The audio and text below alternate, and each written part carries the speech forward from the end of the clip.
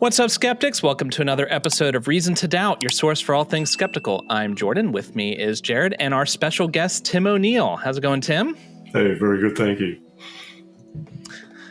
So today we are going to be talking about Jesus mythicism. Specifically, we're going to be talking about the works of David Fitzgerald, which we interviewed him on this channel a while back, and Tim said he was going to watch and take some notes and let us know what we got wrong and what David got wrong.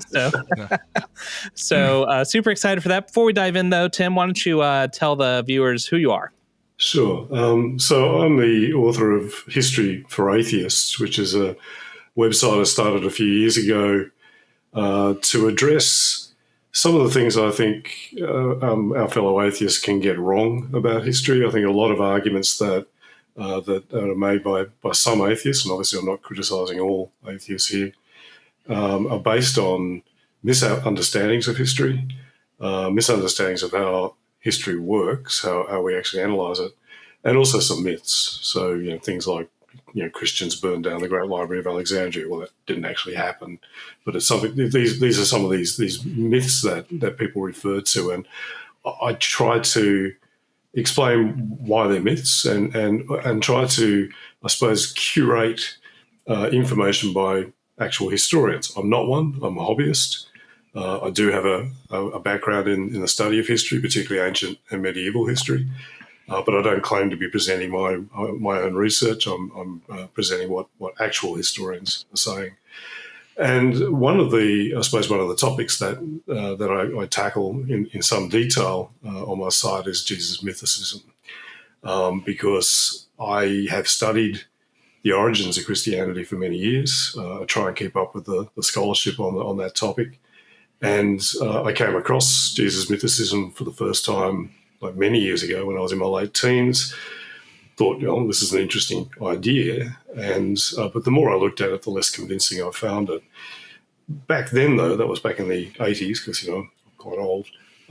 Back then, it wasn't a prominent thing at all. It was largely considered to be something that people had looked at back in the early 20th century. But more recently, it has popped up, particularly online, and is accepted by a quite a large proportion. Every time I see an online survey about this topic, I see a good sort of 20 or 30% of atheists give it credence, and that is directly out of proportion to the number of actual scholars who give it credence. Now, I'm not making an argument from authority. I'm not saying we should accept that Jesus probably did exist because scholars do. But when you've got a very large number of scholars from all kinds of backgrounds, not just Christian, also Jewish and atheistic scholars who do accept it, then you probably should wonder, well, why do they not find Jesus mythicism convincing, whereas people like David Fitzgerald, your previous guest, clearly do? So that's kind of what I suppose I'm trying to explain in a series of articles that I've been writing over a number of years on mythicism. And hopefully, in the course of our conversation, I can give some indication as to why it's not a well-regarded theory among most scholars. There are a handful, and we know their names because there's only a handful of them. But you can find a handful of contrarians and mavericks on pretty much any topic in any field. So, that's sort of me and my background. I appreciate that. I was going to say, one thing that I find fascinating too is I sort of lump atheist and skeptic into the same group in my mind, but I know that's not true. And I sort of just cringe whenever I hear atheists making some of these unfounded claims or spouting off some of this. It's almost like conspiracy stuff on the internet when it comes to mythicism. So I don't know if you have any similar experiences with that. What I certainly have found is that some of the people who find mythicism convincing are quite zealous about it. They have this almost evangelical zeal, and I suspect that has got something to do with the fact that many of them come from a fundamentalist Christian background, and they seem to have, this is not the case in all cases at all, but in many cases they seem to have kind of replaced one type of zealous belief with another. because they get very angry with me, and I've had people they send me hate mail, and I've had people abuse me and stuff, which is all very weird. I've been told I'm a secret Christian, that I'm clearly not an atheist because I accept that Jesus might have existed. If I happen to mention it, I often get angry replies demanding that I explain how Jesus walked on water and stuff like that. Yeah. It was funny, though, you mentioned the percentages. I was on Truth Wanted recently, which is like the atheist community of Austin, one of their shows, and they did a poll while I was on whether or not Jesus existed. And in their audience, 80% said Jesus did not exist. Now, that's not a representative sample, but that kind of gives you a feeling for how prevalent this is in some circles. And the difficulty here, though, is that many people conflate Jesus, the Jesus of history, so the historical Jesus, with the Jesus of faith. And that's why you get people say, well, if you believe Jesus existed, why, do you believe you did all the miraculous stuff? And, well, no. I'm talking about a Jewish preacher, apocalyptic preacher of the first century. But when you ask the question, did Jesus exist, I strongly suspect that many people are thinking of the Jesus of the Gospels and have a great deal of difficulty disentangling him from the Jesus that we're going to be talking about today. Because obviously I don't believe that he rose from the dead or walked on water or did any of those things. But If I believe that, I'd be a Christian. Exactly. But I think it's interesting the way the question gets framed, because the question is, did he exist? And what I find is that mythicists tend to frame it that way because in many, it's the obvious way to ask the question, but I think in many respects it kind of plays to the strengths, if you can call them that, of the mythicist position, because they can sort of say, well, let's look at how flimsy the evidence is. Let's look at how little evidence there is, and that's quite true. Let's look at how few references there are outside of the Gospels to this guy, and then let's look at some of these pieces of evidence that might, we can make an argument were interpolations or forgeries. There's a couple of those. They multiply those because that suits their argument. I think a better way to frame the question is to ask, how did Christianity begin? Because once you do that, then this actually sort of puts a different kind of light on both the historical Jesus argument and the mythicist argument. And the mythicist argument comes out looking worse once you reframe the question that way. Because on one side, we have a number of sources, both Christian and non-Christian, from the first couple of centuries of the Common Era, which all say the same thing. They all say that there was a dude. That was the origin of Christianity. There was this guy, Jesus. Now, the Christian ones obviously make a whole lot of claims that the non-Christian ones don't, about him being the Messiah, about him having miraculous powers, about him rising from the dead, and eventually about him being God. The non-Christian ones don't make those claims. They say he was a fraud, a charlatan, a magician, a heretic. But they all say that he existed and that he was the point of origin for the sect that eventually grew into the religion that we see today. Now, that doesn't mean that happened, but what it does mean is that there is a reasonably solid prima facie case that the reason we have all of these sources saying the same thing is that there actually was a guy. Right? So that's on one side. So what mythicism has to do is it has to come up with an alternative explanation for the origins of Christianity, for the beginning of Christianity, that accounts for all that evidence and does so better in a more parsimonious and more convincing way than there was a dude, which is a pretty simple and reasonably clear answer to how did it begin. And the problem that I have with mythicism is that it does that by creating a kind of a layer cake of suppositions. Imagine that there was a proto-Christianity that believed in a purely celestial Jesus and not a historical one. And then imagine they started telling allegorical stories about him doing stuff that he did in the heavens, according to this form of mythicism, getting born, getting crucified, rising from the dead. They started telling stories about that on earth. Imagine they decided to set those stories not thousands of years ago, or hundreds of years ago, or in prehistory, but just a few decades ago. And then imagine that there were some people who came to believe that those stories were true and that all this stuff had actually happened a few decades ago on earth.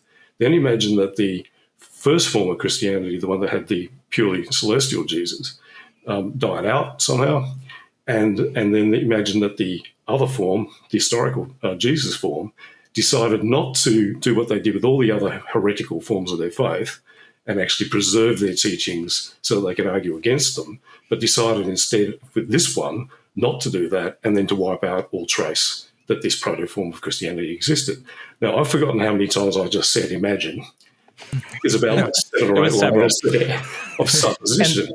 And the problem is Occam's razor is a key tool in historical analysis. When you put that pile of suppositions with the cherry of mythicism on top of it, next to there was a dude, it's pretty clear which one seems to make, before you even get into the technical arguments that we're about to discuss, it's pretty clear which one seems to make more sense. So I think when you frame it that way, you can sort of see that mythicism it's kind of a house of cards. The conditional probability goes down the more conditions you require, right? Like, because if any one of those layers falls, the whole theory is destroyed. So your probability space is just getting smaller and smaller and smaller. So you really need exceptional evidence to overcome that a priori.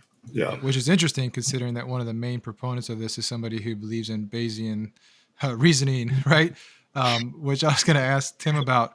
In your research with this, sort of like proto-Christianity, Jesus in the sky kind of thing, did you see this prominent before Richard Carrier came on the scene, or was he one of the biggest sort of proponents of this sort of idea of like these imagining ifs kind of scenarios? Yeah, he's certainly been its biggest evangelist. It's been around for quite a while because Jesus mythicism has been around for like well over a century. First mythicists were in the 18th century.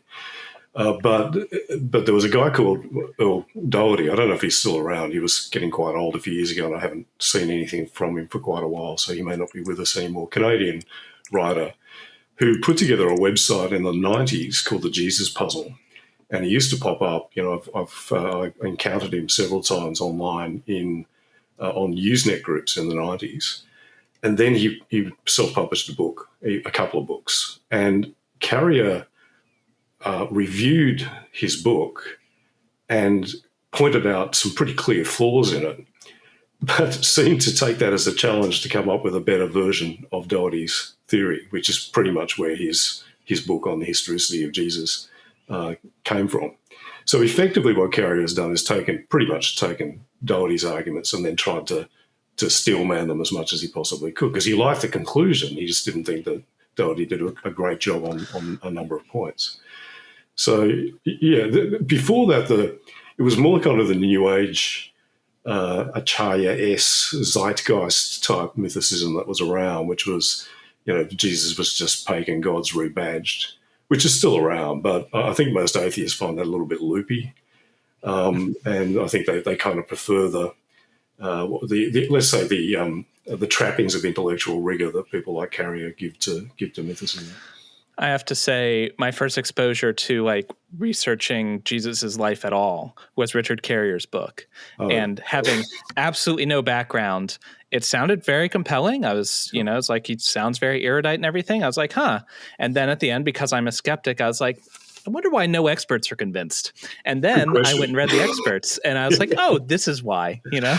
and it's interesting you say that, Jordan, because one of the things that people find baffling about why do the experts not like it is it looks at first blush, it looks pretty reasonable. It all kind of hangs together. He's got an answer to everything. Fringe theorists always do. And he's got all the trappings, as I said. I've had people say to me, but his book has lots of footnotes. It's like, okay. He does have a lot of footnotes. I can say that. Absolutely. There's some pages that are just nothing but footnotes. Yeah. And it's quite fun sometimes to follow those footnotes and see they don't actually back up what he's saying. But anyway, but I think this is what people deal with. It looks at first blush that like a very reasonable theory. It's not until you really kind of get into the technical detail that the whole thing starts to fall apart. You see, it's all smoke and mirrors. But we'll get onto that when we start talking about Fitzgerald's arguments. Why don't we do that right now? Let's dive into what Fitzgerald had to say. So, like we said, we talked to David about his book in Jesus Mythicism a couple weeks ago. You can go check out that past interview if you want to see David make the case himself. Yeah. But what did you think of what David had to say and what his book has to say? Sure. Well, I read his book when it first came out, and Amazon, I can blame Amazon for that. They recommended it to me, and I thought, okay, let me have a look at this. That was 2010. I wrote a review of it on my former blog, Mariam Magnum, and it wasn't a particularly kindly review. I thought I think the book's pretty bad. And he didn't like my review at all and wrote a response, and I wrote a reply to his response. So, I've got a bit of a history with David. I don't find his arguments at all compelling. Essentially what he's doing is he's kind of taking arguments by Robert Price, who's, with Carrier is probably the only other kind of real qualified scholar who argues this stuff. And Carrier's arguments, because he's friends with Carrier, and is kind of packaging them up for a more general audience.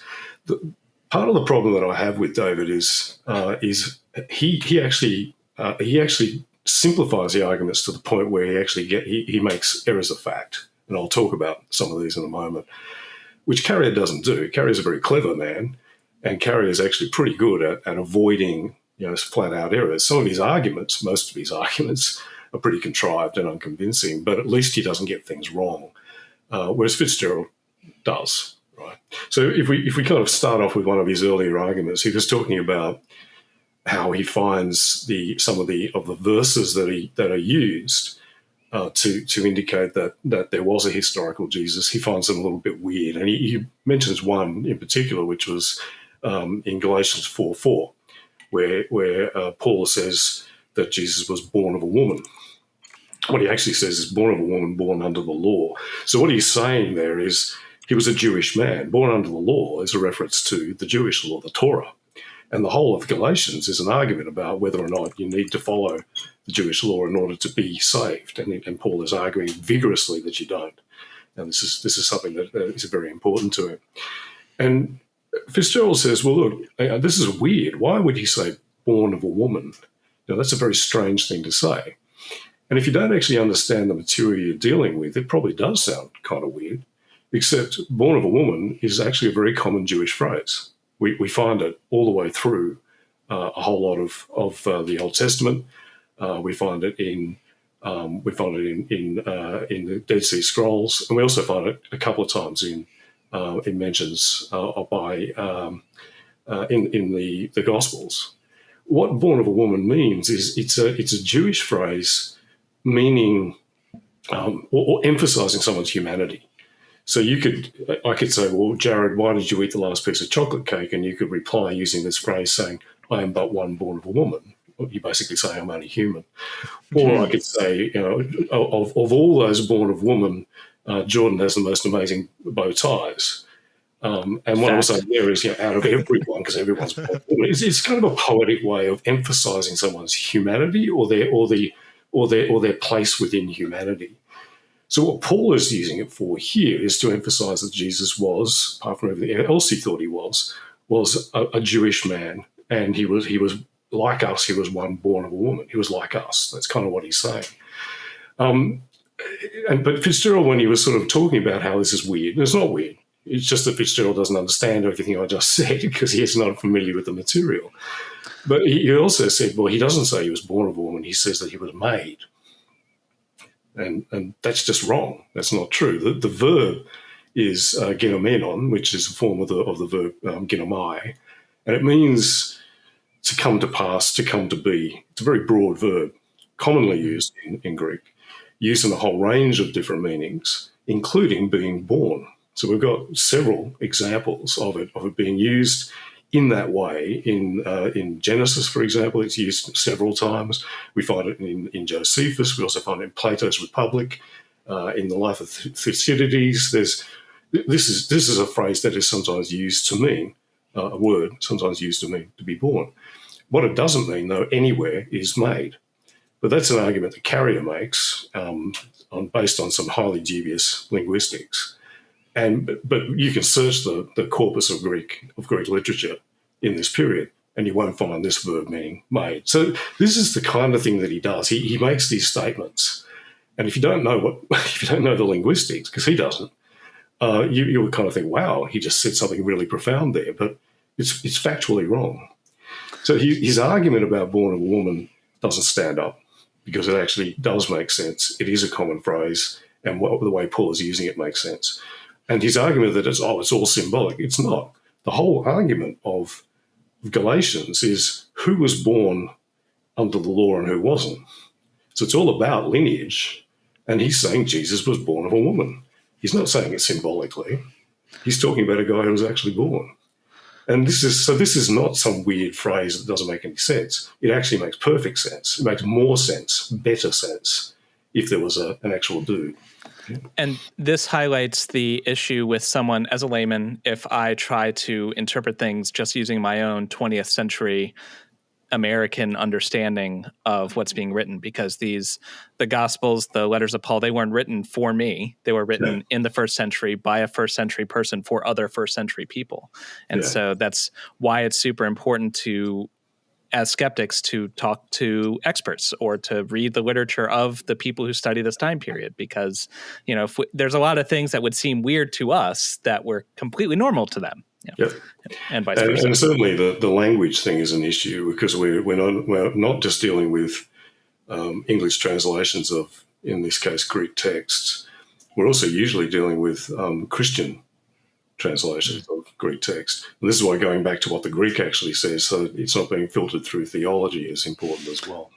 That's true, because we know that the scribes, as the Gospels and the letters of Paul come to us via a long transmission of scribes who, for whatever reason, because they thought that an error had been made, or perhaps they were harmonizing different works to have them all play nicely together, they would change little things over time. And so you also have to take into account the motivations of the scribes along the way. Yeah, and this is why I was sort of saying, you, as you just said, Jordan, you need to get that technical background in order to be able to see where the flaws in these arguments often are.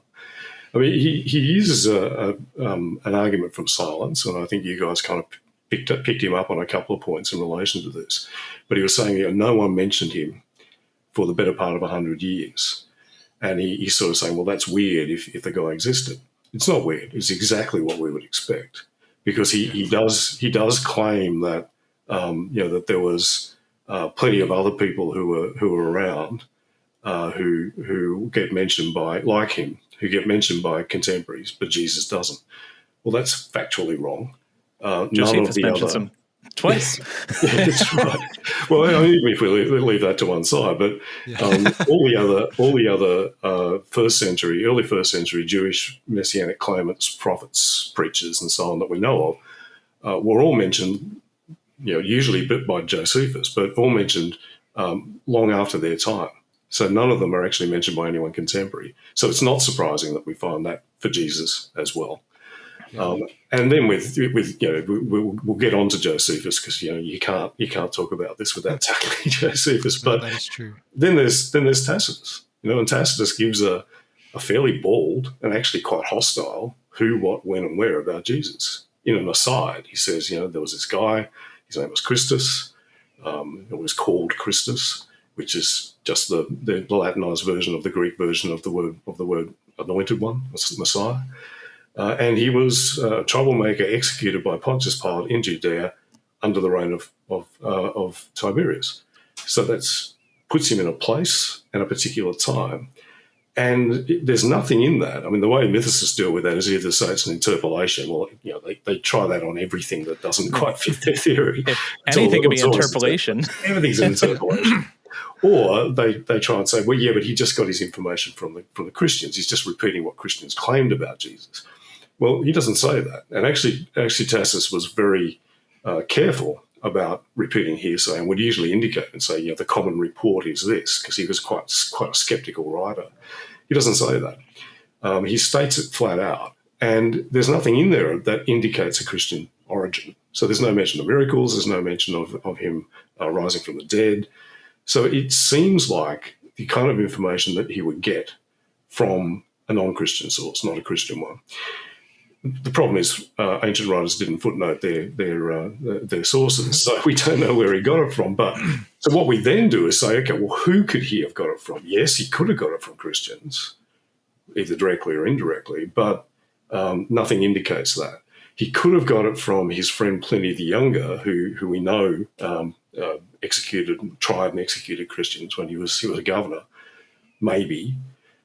Or he could have got it from aristocratic Jewish exiles that we know he mixed with in Rome, because the daughter of King Herod Agrippa, Princess Berenice, was the mistress of the Emperor Titus, and we know they moved in the same circles. And there was another guy that he could have got it from, a guy called Yusuf ben Matthieu, who we know by his Roman name, Flavius Josephus. He was in Rome. He was an historian and he was an aristocrat. These are the kinds of people that Tacitus would probably go to and say, tell me about this sect of Christians. And if you actually look at what Josephus may have said in the Testimonium, if you take out the bits that everyone agrees are interpolated, it actually maps pretty well with what Tacitus says as well. Now, look, we don't know. But Fitzgerald talks about, these people should have mentioned Jesus. And he actually made a claim that there are all these writers that mention people like Jesus, but they don't mention Jesus. But he never tells us who they are. And if you actually look at who talks about these sorts of people, Jewish prophets and preachers, there's actually virtually no one. It's mainly Josephus. And of course, as we'll get to, Josephus does mention Jesus at least once, if not possibly twice. So I don't think that argument from silence works terribly well. It's a difficult thing to pull off, an argument from silence, and I don't think he makes it at all effectively. One thing I was going to say about that is oftentimes when they're arguing from this perspective, it seems to me that they are conflating it that the full-blown miracle-doing Jesus versus the historical Jesus that we're claiming. So like, exactly. If there was a full-blown miracle-doing Jesus, then maybe we should expect more people to talk about it. But if he was just an apocalyptic prophet, then maybe we wouldn't have that many people, mentioning him, right? So exactly. There's a huge difference between the historical footprint we'd expect from a person like raising the dead and healing lepers left and right, and just yet another apocalyptic prophet who is causing trouble and got strung up by the Romans, crucified like thousands of others. But even the Gospels, which do everything they possibly can to exaggerate Jesus' significance, and they say, he was famous, he was heard by everyone throughout the whole of Galilee, which actually isn't very famous. I'm trying to think. It's small on the map, Everybody in this rural town of Ohio loves this guy. Exactly. So Galilee was considered a backwater by other Jews. And Judea was considered a backwater by the Romans. So why would someone in, Alexandria or Corinth or Rome be saying, oh, by the way, there's this dirty peasant preacher in Galilee preaching a completely incomprehensible message that I do not understand at all to other dirty peasants in Galilee. I must write this down immediately. So it just doesn't make a hell of a lot of sense. Yeah. Right. He does, but it's interesting that another argument that Fitzgerald makes is there's no reason why he would have been executed by the Romans. Well, yeah, there is. Just standing up and saying the kingdom of God is coming any day, and at least heavily kind of implying that he was the Messiah that was going to usher in the kingdom of God, literally the King of the Jews. That was enough to more than enough to get you nailed up. And one element that is in the Gospels, and it's in all four, which most of these anecdotes aren't, but one of the things that is in all four is Jesus going to the temple and causing a bit of a riot, and at Passover. Yeah, so what's going on? Right? The one time the Roman governor was in town, specifically for this reason. Specifically for that reason. The reason, the Roman governors had this beautiful palace down on the coast in Caesarea. Nice sea breezes, very pleasant. They tried to avoid going up to Jerusalem because Jerusalem was like full of crazy, angry Jews, and the place was so hot. But they made a point of doing it at Passover and sitting in the Fortress Antonia, which is like literally overlooking the temple compound, for precisely this reason. So the idea that that there would be no reason for them to execute him. Yeah, there would. And Yeah. why were the Jewish leaders involved? Well, the Gospels actually have them say it's better for one man to die than lots of people.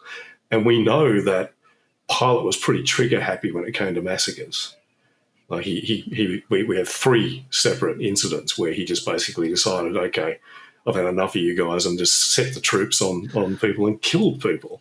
So that's why they would be involved. This idiot has come down from, the boondocks. He's causing trouble in the temple. He's going to get people killed. Let's hand him over to the guy. Now, look, did that happen? Who knows? It is pretty clear, though, that what the Gospels are trying to do is dance around the point that their wonderful Messiah was nailed up by a Roman governor. That's kind of awkward, particularly in the wake of the Jewish revolt. And we know that the Gospels, particularly the Gospel of Mark, seems to have been written in response to that event. It would have caused a PR problem. So why are the trial scenes in the Gospel so weird? Largely because they're trying to excuse the fact that their guy was executed by the Romans, and trying to make it look as though that wasn't what it looks like, guys. He wasn't one of those crazy Jews. Yeah. Well, Pilate actually didn't want to kill him. He had to, That's right, yeah. The Pilate of the Gospels is this lovely fella, The Romans come out of Mark's Gospel looking really good. I mean, the first guy, the only guy who actually recognises Jesus for what he is the Roman centurion that's standing at the foot of the cross. He's the one who says, surely this man was the Son of God. That's the climax of the Gospel. And it's basically, it's a brilliant piece of PR. It's kind of saying, you Romans get him. The evil Jews, they didn't. I have to say that assertion that, there's no reason why Jesus would have been killed makes absolutely no sense. Like you said, Pilate was eventually removed from his station for being too brutal for the Romans, which is saying something. That's right. And the Romans were not pleasant people. As long as you paid your tribute and did what you were supposed to do, it was fine. But if you come around saying, hey, this evil world is going to be thrown apart, and if you're in power now, you're going to be cast down. The Romans, we're in power now, and we'll see who casts down who when you're sitting on a cross. Yeah, absolutely. Yeah. One of your listeners, I think, raised the argument that Christopher Hitchens makes about why Hitchens believed that there probably was a historical Jesus, which was because the infancy Gospels, the Gospel about the Gospel stories in Matthew and Luke about how Jesus was born in Bethlehem, because those are so convoluted and contradictory, they're clearly trying really, really hard to find a way that a guy that everyone knew was from Nazareth was born in Bethlehem, which was where the Messiah was meant to come from, according to the prophet Micah. And Hitchens said, well, that only really makes sense if there actually was a guy and he was from the wrong town, which is a pretty good argument. Now, the way Fitzgerald tried to argue against that is he tried to say that, first of all, that there wasn't very little in Mark to tie him to the town of Nazareth. Okay, if you open the Gospel of Mark, in the very first chapter, the very first thing that the Gospel of Mark says about Jesus is literally, in those days, Jesus came from Nazareth of Galilee and was baptized by John in the Jordan. It's the very first thing that the Gospel says about Jesus is that he came from Nazareth and went down to the Jordan. Then he tried to sort of say, oh, well, he doesn't actually use the word. That means from Nazareth. He uses another word which is entirely different. It's a word that means he was a Nazarite, someone who had taken a vow. This is, I'm reading my notes. Bullshit, right? He's just actually wrong. Is that the technical term? The word, yeah, very technical term. But the word that means Nazarite is in Greek is Nazaros, right? So but the word that means that Mark uses about Jesus is Nazarenos. It's similar, but they're different words. So he said, he doesn't use the word that would mean from Nazareth. He uses this other word that means Nazarite. That's factually wrong. And the word Nazarenos, well, we know it's a gentilic. We know it's a genitive form of a noun that has to mean something like Nazara, which is one of the variant forms of Nazareth. And it's like Magdalene, which means from Magdalene, or Kyrenion, which means from Cyrene. It's a gentilic. It means from or of. So he's just factually wrong when he says, oh, no, it meant Nazarite. Wrong word, completely wrong. So what about elsewhere where they use the term Nazorean? Is that a different word in the same family? Yeah, that's tricky, and I think you touched on this in the conversation with Fitzgerald, Jordan. Matthew uses a variant, and there's a lot of discussion about why, and is it a reference to Nazarite?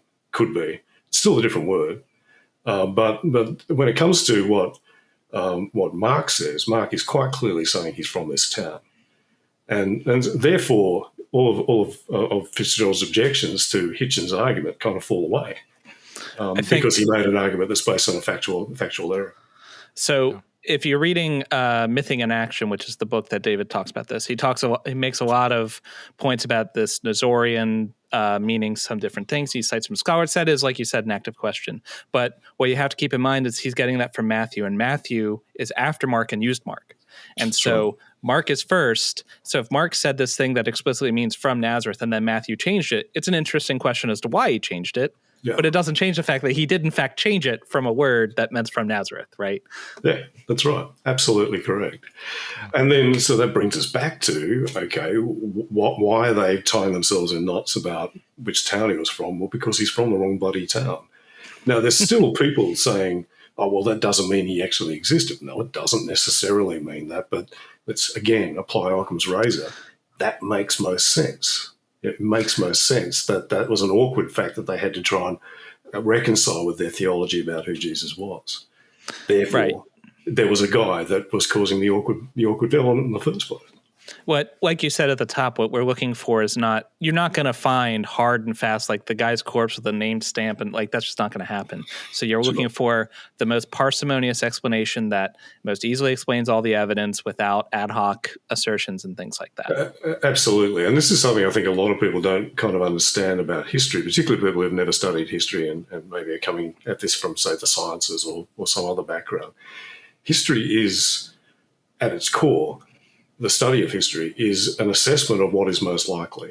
You can't prove stuff in history. Even in modern history, you can't prove stuff. But certainly with ancient history, you're always dealing with ambiguous sources, late sources, biased sources, and what a historian does is untangle what is most likely from that. At one point in your conversation, Fitzgerald said, one thing we can all agree on is that the evidence is quite sort of flimsy, it's quite fragmentary, it's quite difficult to interpret. Yeah, welcome to ancient history. I've spent years studying the history of the early Germanic tribes. If you want, difficult, flimsy, fragmentary sources, go and study that topic. This is just how it works. He then moved on to the argument about the reference to Jesus's brother James, and he said that he didn't think that this was he didn't think it was a slam dunk, but he did say, and he's right, this is actually probably the best piece of evidence. And he seemed to think that was a strange thing. It's not. It's, again, pretty common in ancient history to just have one piece of evidence that points strongly in one direction. For those who may not have seen the previous conversation, we're talking about the reference by Josephus, who talks about James, and he mentions that. Actually, I'm this referring is Paul, to, right? Or sorry, Paul. Yeah. Okay, let me correct myself again. So there are two references to James' brother Jesus. One's in Josephus, one's in Paul. Or those are the two main sources that we're talking about here. Which is significant because they support each other, and one's by a Christian, and the other is by a non-Christian. One is by someone who actually met James, so it's firsthand. And was a contemporary of him. So in Galatians 1:19, he's basically he doesn't just sort of say, "Hey, I met the brother of Jesus." What he's actually saying is, those guys who are telling you that I got all my teachings from these guys in Jerusalem, they're wrong. When I first went to Jerusalem, I didn't meet any of those guys. Except I did meet Peter and James, the brother of the Lord. So he's actually having to admit it. He's not boasting about it. It undercuts the argument that he's making. So who is James, the brother of the Lord? Well, what Fitzgerald and Carrier and so on argue is, this is a figurative brother. He's not actually a sibling of Jesus. This is a figurative use. And sure, Adelphos and various forms of the word Adelphos, brother, is used figuratively by Paul. And people in the early Jesus sect did refer to each other as brother and sister in a figurative sense. But as you pointed out, in this case, and in the only other place in where he actually uses this term, brother of the Lord, not just brother, but brother of the Lord, he uses it alongside references to other Christians. So in Galatians 1:19, he says, I met with Cephas, that's Peter, and James, the brother of the Lord. So does that mean Cephas isn't a brother of the Lord? So the brother of the Lord is obviously a separate category. Same in the other mention of it, which is in 1 Corinthians, where he's sort of saying, why don't I get to have a traveling companion who looks after me the way these other guys do, the other apostles, Cephas, and again, the brothers of the Lord. So what people like Fitzgerald say is, it's a sort of a subsect of Christianity. Okay, it's pretty clear that it's a distinct group. And what they say is, well, there must have been a distinct group called the Brothers of the Lord. Okay, there's no evidence for that. But we do have evidence. We do have references elsewhere in the Gospels and also in early patristic writings to Jesus having siblings. In fact, Jesus having siblings caused a bit of a problem for Christianity because they came up with this idea of Mary being ever virgin. And so the brothers kind of became a bit inconvenienced. They got demoted to cousins or half brothers and so on. So again, the fact that the brothers are kind of there and a bit awkward indicates that they seem to be a very early part of the tradition. So we've got evidence on one hand for a subgroup of believers who were brothers of the Lord because they were Jesus' brothers, they were his siblings. We have no evidence for this other supposed group of brothers of the Lord who weren't siblings. So again, Occam's razor.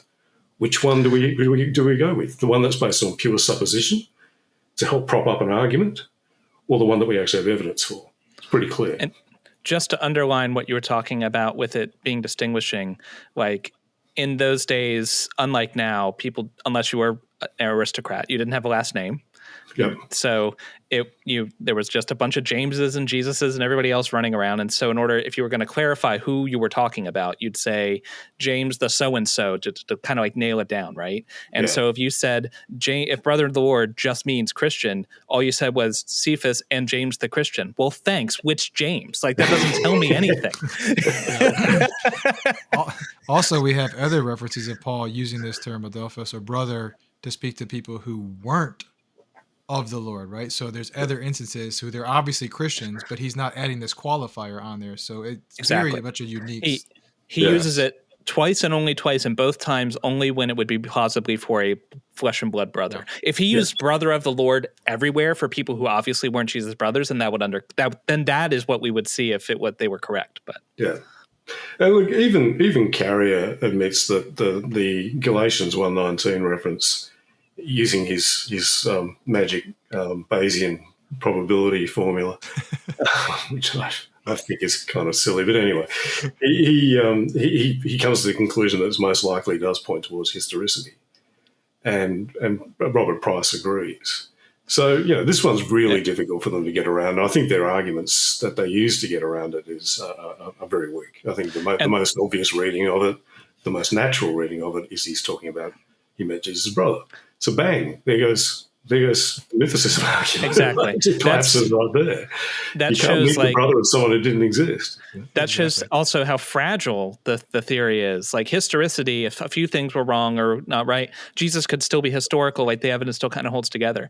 If James, the brother of Jesus, existed as a real person, then that's it. The whole theory is dead. And they're like, this isn't the only fact like this. There are many different facts where if they get wrong one time, the whole theory is gone. Yeah.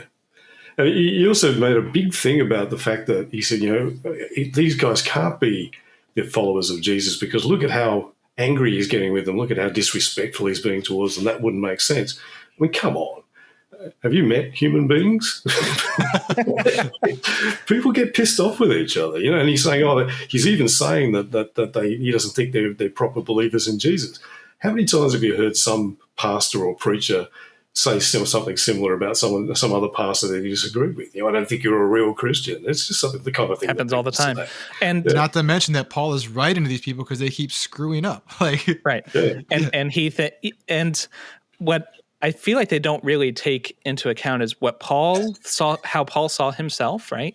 Paul believed he had spoken to Jesus. Jesus talked to him after he died. Like, Jesus came down from heaven to talk to Paul. So what does Paul care if you knew Jesus when he was alive? Jesus came to talk to me. I was talking to him just yesterday. When did you last talk to him? Exactly, right. So like, there's no reason why Paul would necessarily be bowing and scraping for someone who knew Jesus when he was alive, because he knew Jesus when he was already in heaven. Yeah, exactly. Which brings me to another argument that Fitzgerald makes, which is this claim that Paul says everything he knows about Jesus he gets from Scripture and from Revelation, that he doesn't get it from people who knew Jesus. So he's saying that all of his understanding, all of his knowledge of Jesus comes from Revelation. Now, Jordan, you're absolutely right that Paul does claim that he has had visions and spoken to Jesus. And in Galatians, the argument that he's making, that you don't have to be circumcised and eat kosher in order to be redeemed by Jesus' death and resurrection, you can be a Gentile and still be saved, is based on that a revelation. He's actually saying, I did not get this teaching from man. I got it directly from Jesus. So don't argue with me about it. This is coming from the man himself. This gets misinterpreted, though, because what he actually says is, I didn't get my gospel. In English translation, you read it in Galatians 1, I didn't get my gospel from any man, I got it directly from Jesus. And when people see the word gospel, the English word gospel, they think the Gospel of Mark, an account of the life of Jesus. So they interpret it as, I didn't get my knowledge of Jesus' life and existence and what happened to him from man, I got it from Revelation. But he's not saying that, because he doesn't use the word gospel. He uses the word evangelion, which in Greek, which means good news. I didn't get this good news from man. I got it from Jesus. What good news? Well, he goes on to talk about the good news to the uncircumcised. Now, I don't know about you guys, but I think it would be very good news to learn that you're not going to have the end of your cock cut off. So that's what he's talking. So he's not talking, especially as a full-grown man. Yes, exactly. So he's not saying I didn't get my knowledge of Jesus from man. I got it from Revelation. He's saying I got this specific teaching that I'm getting very angry about in this letter from Jesus. And then there's. It doesn't even make sense that Paul would have gotten literally everything he knew about Jesus and Christians from Revelation, because he was persecuting Christians already. Yeah. He didn't, why was he persecuting them if he knew nothing about them? Obviously, he knew something. Yeah, that's right. And he also says several things which can only make sense if he was getting teachings from other people. So in 1 Corinthians 15:3, he says, I handed on to you as of first importance what I in turn had received, that Christ died for our sins and according to the Scriptures. Right. The key word there is the word received. It's paralabon in Greek. And this is a rabbinical term. So this is a term used by Jewish rabbis to mean teaching that has been passed on from me and that I've received and that I'm now passing on to you. So what he's saying is, you're getting it from me the way I got it, from other people. Not from Revelation, but it's even clearer when he in 1 Corinthians 11:23, he passes on the tradition about Jesus' Last Supper. So he says, for I received, same word, paralabon, from the Lord, what I also handed on to you, that the Lord Jesus, on the night he was betrayed, took a loaf of bread, etc., etc. Now, when it says in English, for I received from the Lord what I handed on to you, it makes it sound as though he's getting it from Jesus. The problem here is, the key phrase here is paralabon apo to Kyriou, received from the Lord. The fact that he uses that word apo means that he's not getting it directly from Jesus. This is the linguistic thing that Greek can do that English can't do. If he was getting it directly from Jesus, he would have used the word para at that point. That means direct transmission. This is indirect transmission. So it came from Jesus ultimately, but Paul didn't get it from Jesus. He got it from intermediaries. So Paul is not getting all of his information from Revelation. He's clearly saying that he got it from other people. And that completely undercuts that argument that everything Paul is saying is coming from Revelation. No, he's getting it from people who knew Jesus, including Jesus' own brother. I always found this argument funny because some people don't know there was like a turf war going on between Peter and Paul. You know, they're going back and forth, and Peter's like all about maintaining Torah, and I can just imagine Paul going out there, come on, guys, like let's come on, you got to chop your penis off, let's go. And then he's like, all right, I heard from the Lord, you don't got to do this. This is cool. Like that's how I vision this happening. It's like, right. You know, this is why I think that keyword evangelion, good news, guys. Yeah, exactly. Yeah, We're just chopping things up the agenda. You know? And that's like Paul, in it seems, is really the reason that Christianity took hold, because Paul had the innovation to hey, maybe we can broaden our message a little bit, you know, and whether he did it pragmatically or not doesn't matter. Like it's way more attractive if you can eat what you want and you can do what you want and you can not cut your genitalia, and it's fine, guys. There's some really good work that's been done recently by Paula Fredrickson, who's a great Jewish scholar of early Christianity, and she kind of puts Paul very much in the context of Judaism at the time. And it looks like it wasn't a big innovation.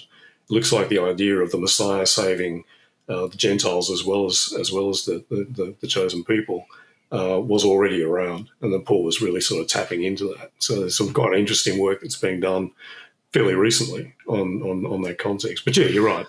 I'm fairly certain that if it wasn't for Paul, we wouldn't be sitting having this conversation about Christianity. It would be a dusty footnote that only nerds like me would be aware of. So you mentioned a Jewish scholar there, and I think it's important, something that in Fitzgerald's book, he spends, it's got to be 3 or 4 full chapters trying to dismantle the field of Jesus studies New Testament history, and discredit and say basically the only reason they come to this conclusion is because they're all fundamentalist Christians. He doesn't use those words, to be clear. I'm exaggerating a little bit, but that they're religiously motivated. The field is basically corrupt, and so you can't rely on their results. And so I think it's really important for people who aren't in this field to recognize that that's not the case. There are Jewish scholars and atheists and agnostic and other people who are coming to these conclusions. There are even Christians who are coming to conclusions that aren't exactly mainstream,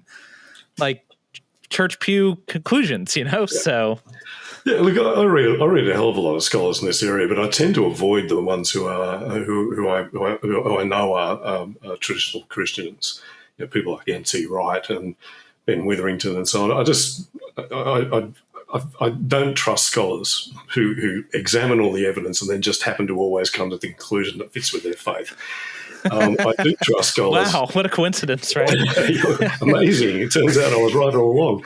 But I do trust scholars who are prepared to change their mind on stuff that they've studied. So Bart Ehrman has changed his mind on several fairly fundamental things, and I think that even on things I don't happen to agree with him on, I think that's a sign of true honesty. And there's also a Christian scholar that I really admire, a guy called Dale C. Allison, who's written some great stuff on Jesus as an apocalyptic preacher.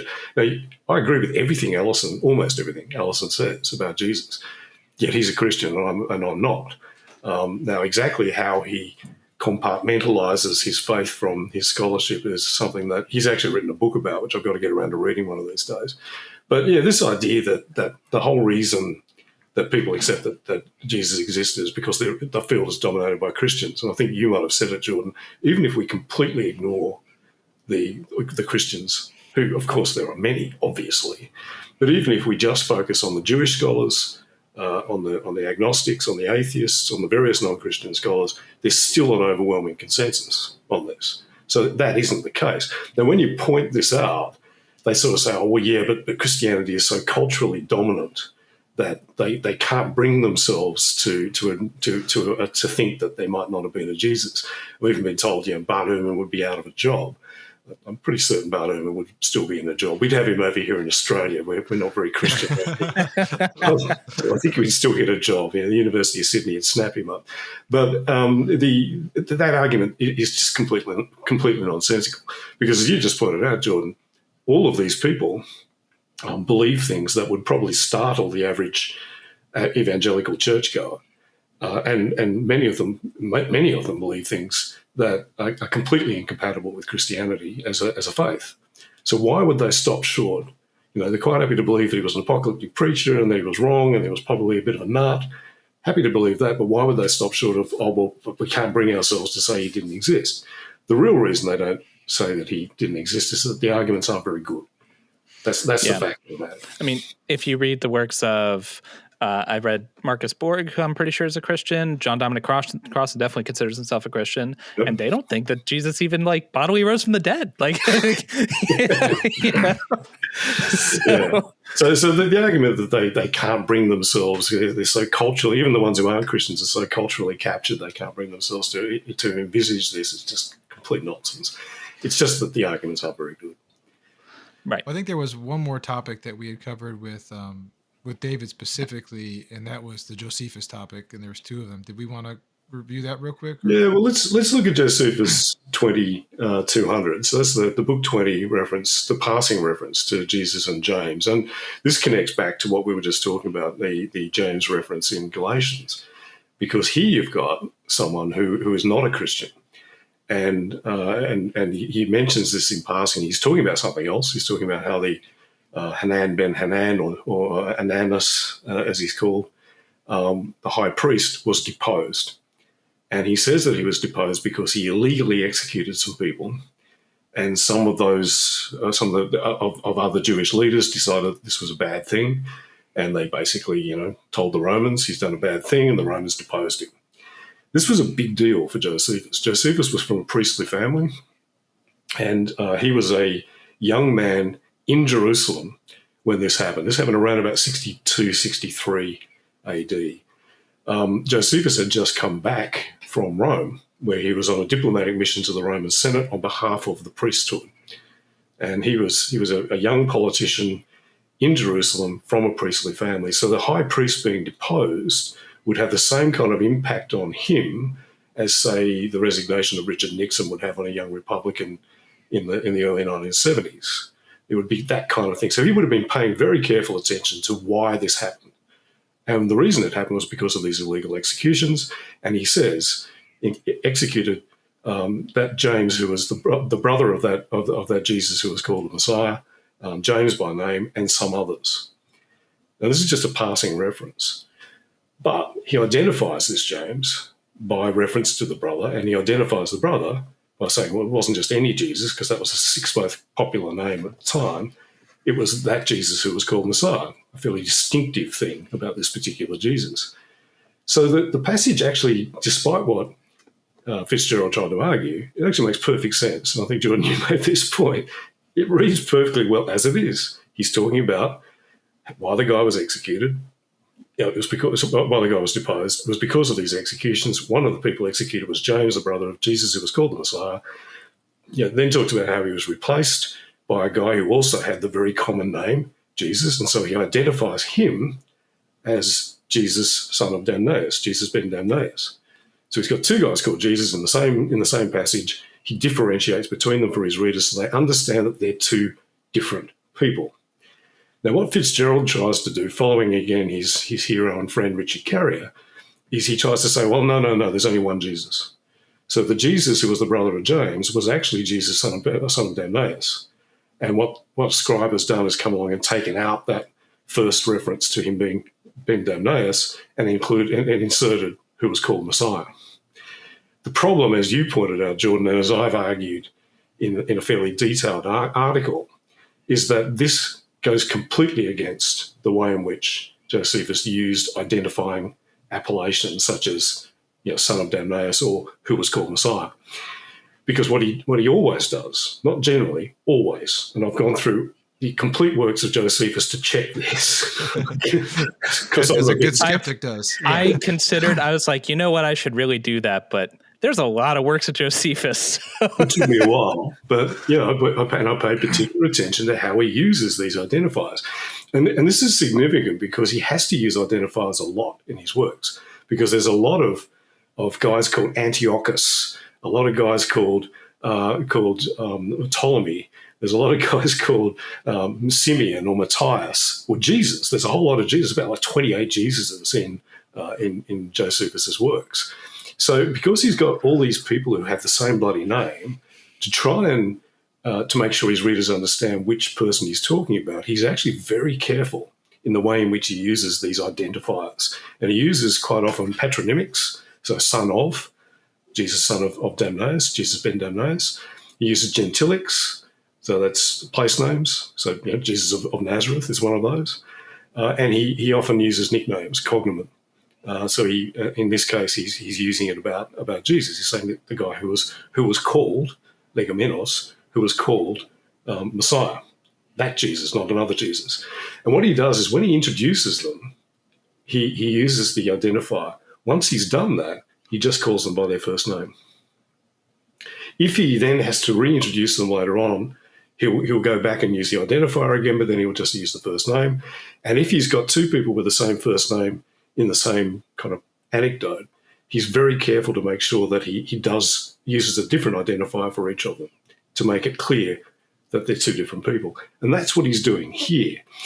For Carrier-Fitzgerald to be right, he must have gone completely against that and decided to use Jesus ben Damnaeus twice, or alternatively, he must have just called him Jesus first without identifying which Jesus, and then identified him the second time he mentioned him, which, again, nowhere does he do that in any of his works. Also, wouldn't it make sense to that? Sorry, wouldn't it make also more sense that this Jesus, his brother, was just killed? Don't you think Josephus was mentioned that? Yeah, that's right. That's the other problem with Fitzgerald's argument, because effectively, according to Fitzgerald and Carrier, what he's saying is, well, he killed this guy, James, the brother of Jesus, and then Jesus became the high priest after he was deposed. Well, that's kind of ironic. It's a bit weird, as you say, Jared. It's a bit weird he doesn't point that out, the brother of the aforementioned Jesus, because that's kind of, it's a cool story. So that it just doesn't make sense. It does make sense if he's talking about two different people. It fits Josephus's consistent usage, and the whole passage just hangs together. And another thing that Fitzgerald and I think Godless Engineer said this too is like, it doesn't make sense why they would be upset if James is this Christian. Like, why did he kill him? Because Christians were hated and everything. But that also doesn't ring true for me. I'm not a historian, but just like knowing human beings, even if I don't like my neighbor, if the cops came and executed him in the street for no reason, I'd be pretty upset, and it's like, it doesn't take a stretch to say, okay, maybe they did like this James. I don't know. But even if they didn't, okay, maybe we don't like James, but this guy is using his power to execute people unlawfully. It's only a matter of time. He's executing his enemies. Even if I don't like his enemy, it doesn't mean I'm down with that. Exactly. And all politicians have got rivals and enemies. And the rivals and enemies are always looking for an opportunity, for when a politician slips up, to use that. So even if they hated Christians, even if James was despised, even if, as Fitzgerald tries to claim, Christianity was outlawed, and there's actually no evidence that was the case. Absolutely, or that they were running around executing Christians left, right, and centre. Again, that just wasn't happening. Even the Book of Acts doesn't pretend that was happening. They have only a couple of incidents where someone actually gets executed for being a Christian. So even if that were the case, if you're an enemy of Hanan ben Hanan, the high priest, and you're looking for an opportunity to slip up, well, here it is. And what you can do is then turn to the Romans to say, look what he's done. Doesn't matter if you didn't like James. It's your opportunity to get at Hanan. That's the point. So the story does make sense. And he was sort of like quite dismissive of the argument about the identifiers and appellations. Well, actually, that's a bloody solid argument. If I don't say so myself, I think it's my argument, right? It's a pretty solid argument. This is one of the few times I'm actually making an original argument of my own. And Carrier has been confronted with this argument, and Carrier's got a hair trigger when it comes to criticism. He's very quick to come down like a ton of bricks on any kind of critic. And it was interesting that there was crickets when I first proposed this argument, and people kept saying to him, what are you going to say in response to this argument that Tim O'Neill's made about your paper? And eventually he responded really badly missed the point of what I was saying completely. I've replied to that, and again, it's been crickets ever since. He doesn't have a counter argument on this. He knows it as well.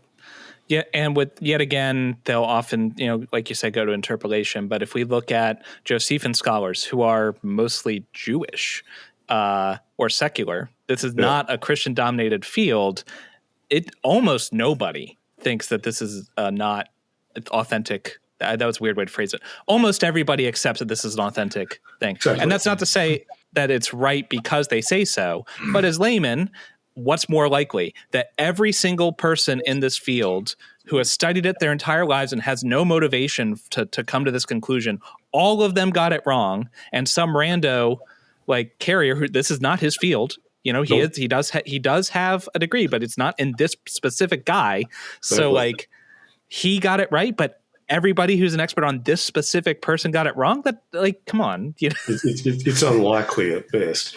Exactly. And this is a point that Fitzgerald made. He kept saying, "Oh, but there are scholars who agree with me." Look, this is the most well-ploughed field in the whole in academic study. Full stop. People have been going over these sources with a fine-tooth comb for about 250 years at least.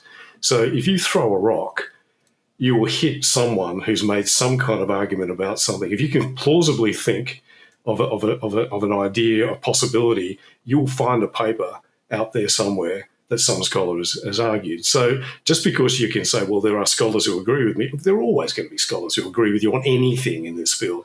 This is why consensus and at least some kind of majority, again, doesn't mean it's correct, but it does stand for something. If you're not convincing people of your argument, then that's probably because it's not a particularly good argument. Yeah, which of course that's a great thing to just keep in mind as skeptics, that you can always find one guy in any field who believes just about anything. Well, people say to me things like that. They say, well, Richard Carrier's got a PhD and you don't. Right, that's fine. First of all, I'm not, apart from that last one, I'm not making any kind of original arguments. I'm just sort of presenting what the majority of scholars believe and trying to explain why. But yeah, there's a guy called Dr. Jerry Boo in California who is an astronomer who has had a teaching career. I think he's retired now. He has published work in astronomy, and he's a geocentrist. He believes that the Earth is the center of the universe. Now, he just happens to also be a fundamentalist Christian, right? But he's got a PhD, so should we believe in geocentrism? No, because everyone thinks that Jerry Boo is a complete dickhead, but he's got a PhD, right? He's not an idiot, but he's wrong. Yeah, right. And this, I suppose, brings us to the inevitable Testimonium Flavianum, so the other longer reference to Jesus in Josephus. And this one, I don't place any weight on this at all. And that's because, and I think you guys were saying exactly the same thing, that's because there's enough doubt about this for us to really have to set it to one side. And that's because everyone agrees that parts of it, at least, the bits that says he was the Messiah, the bits that say he rose on the third day, possibly the bits that say that he performed miracles, have been added, at least. Or the whole passage is an interpolation. Now, there are scholars on both sides. The majority of Josephus scholars believe that it was partially authentic. It was just being added to, but there actually was originally a reference to Jesus. A minority of scholars, but still very solid, well-respected scholars who make good, sound arguments, argue that it's a wholesale interpolation. They're a minority, but they're not crackpots. They're not fringe weirdos. And they're not Jesus mythicists either. So in this case, there actually is solid scholarship on the issue of it being a wholesale interpolation. Personally, I find the majority to be more convincing. I think there's good evidence that there was partial authenticity, but the question is moot. Like, there's no way you can actually pick between the two and say, well, it's definitely this or definitely that, or it's even much more likely to be this or that in this case, because there's good arguments on both sides. So this is why I don't place any emphasis on it. What tends to happen, though, is that mythicists overstate the case and say, well, it's now basically it's decided. If a godless engineer, that godless engineer guy say this, It's all over. It's definitely a forgery. Richard Carrier has written an article on his blog called "Let's Just Admit It's Fake Already." Not accept, not conclude, admit, because we all kind of know that it's fake. We just have to admit it. Yeah, everybody except those silly Josephine scholars. Well, in his book Nailed, Fitzgerald actually says that desperate Christian apologists try to argue for partial authenticity. Well, I think Professor Geza Vermes, the late emeritus professor of Jewish studies at Oxford, would probably, if he was still with us, be amused to hear that he is a desperate Christian apologist. Yeah, as would many eminent Jewish scholars who think the same thing. Right. So, can we decide though? I think unless we actually find a new manuscript, or we have a Dead Sea Scrolls type situation where we get a copy of Josephus that's got it or doesn't have it, we're never going to be able to settle on it. But if you look at some of the arguments that I must admit, I did kind of skim through this bit because, as I said, I don't think that the testimonium is good evidence either way. But he made a couple of arguments, which are completely wrong. He said Origen, the 3rd century Christian writer Origen, complains that Josephus should have mentioned Jesus and never does. And just looking at my notes, my note on this is garbage. Because it's garbage. And Jordan, you picked this up. He said, well, hang on, Origen doesn't say that. Origen says he should have said that he was the Messiah, but he doesn't say that he should have mentioned Jesus but doesn't. In fact, Origen, not once, not twice, 3 times, says that Josephus didn't believe he was the Messiah, but he should have said that he was, and actually quotes the Jesus-James reference that we were just talking about. Quotes it. Verbatim, word for word, 3 times, twice in his book Contra Celsus and once in the Commentarius in Matteo, well, his commentary on the Gospel of Matthew.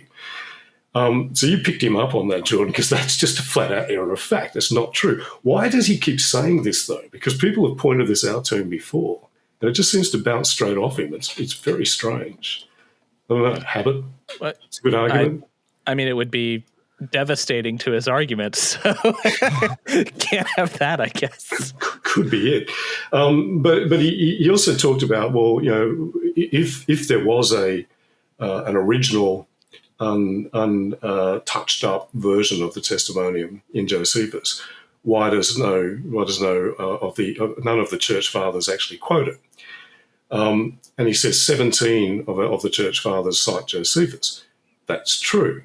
But if you actually have a look at what they say about Josephus, you can see that most of the time they're either very, very vague about exactly what they're referring to. So we don't know if they're referring to Antiquities of the Jews, which is the work in which the passage is found, or we do know because we know that they're referring to Jewish war, which is the other work, but not the one with this passage. So there's only one of all of them, of all those 17, there's only one patristic writer, one early church father, who we definitely know was referring to or had a copy of Antiquities. And that's Origen, who, as I just mentioned, refers to the James passage. Now, he doesn't refer to the Testimonium. And so this is why you can make an argument, well, why doesn't he?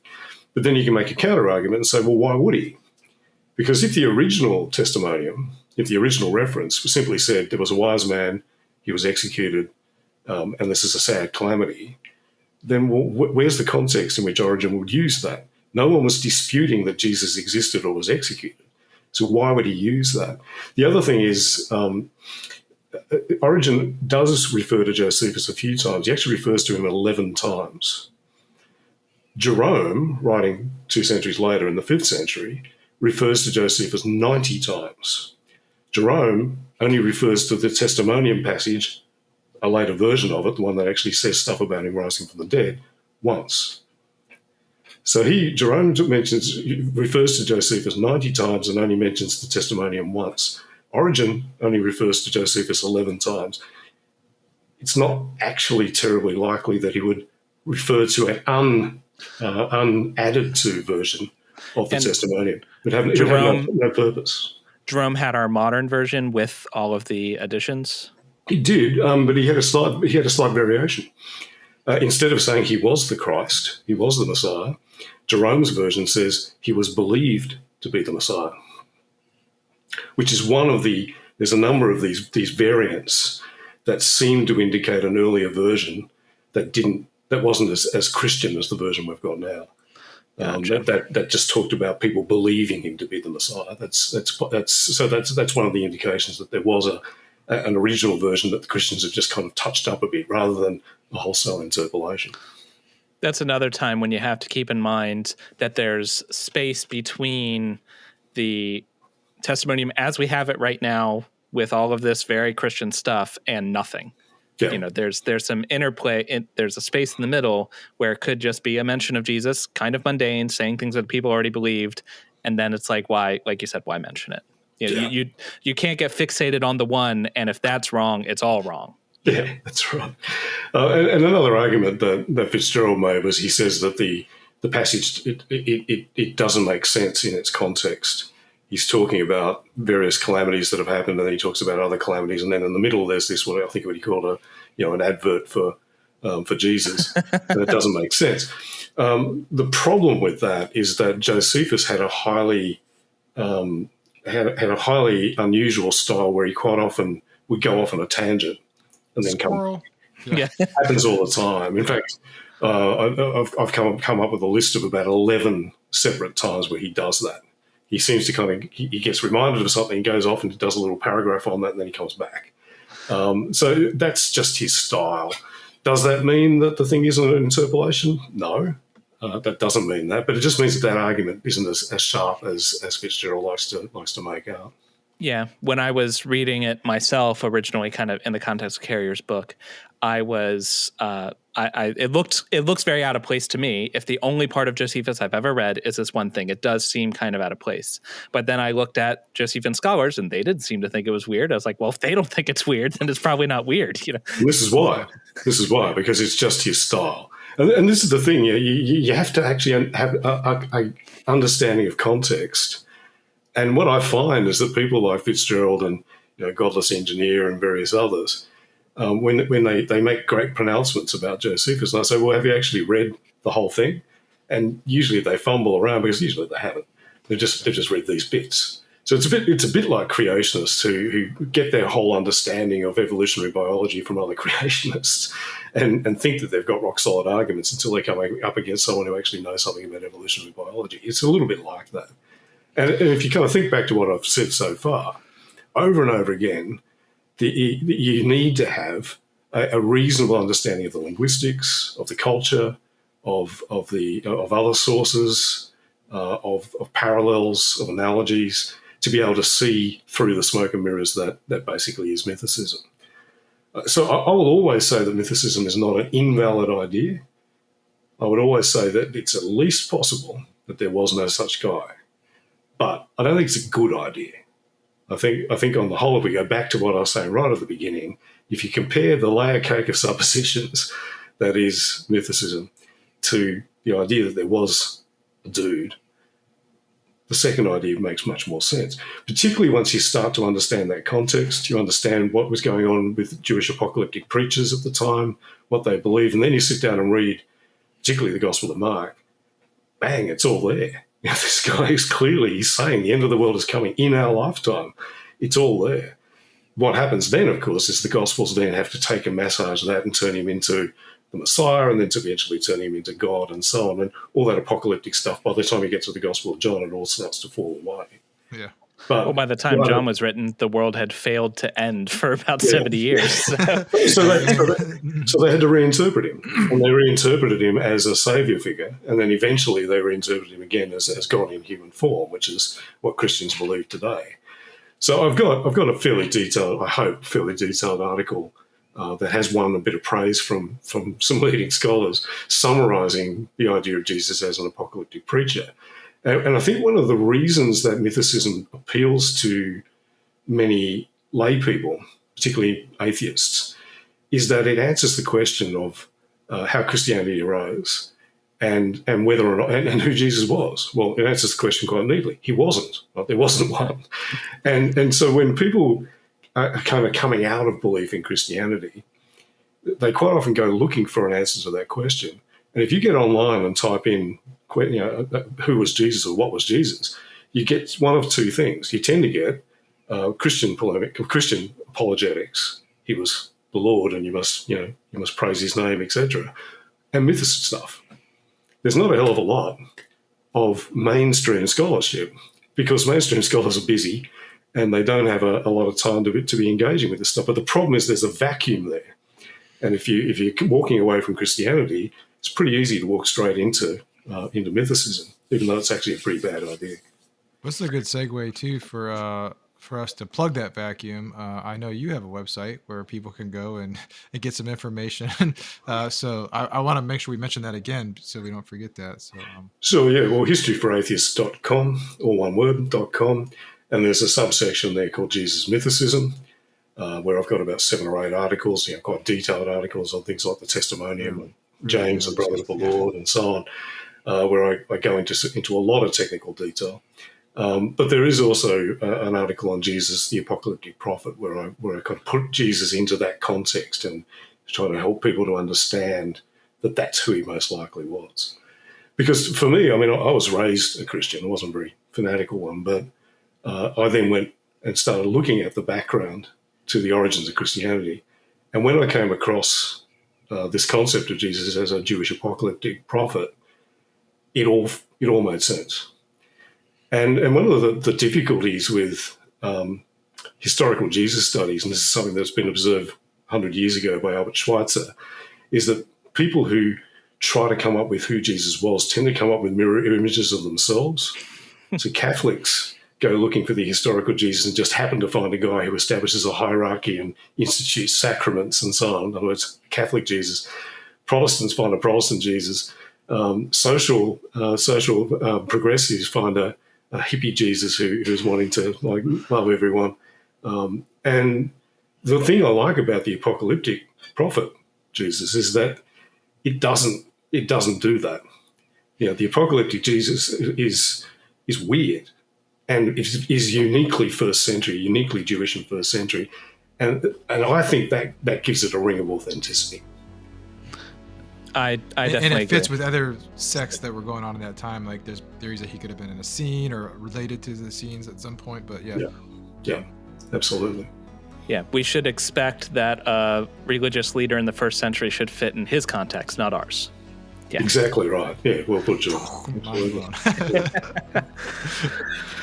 Well, I'd like to recommend everybody go check out Tim's website. I've used it a lot. It's extremely well researched and very easy to read. So he's got a lot of stuff there on Jesus. He's got some other myths there about Christmas, which by the time this aired will be a few days from now. So definitely recommend you check that out too. It's not pagan, spoiler.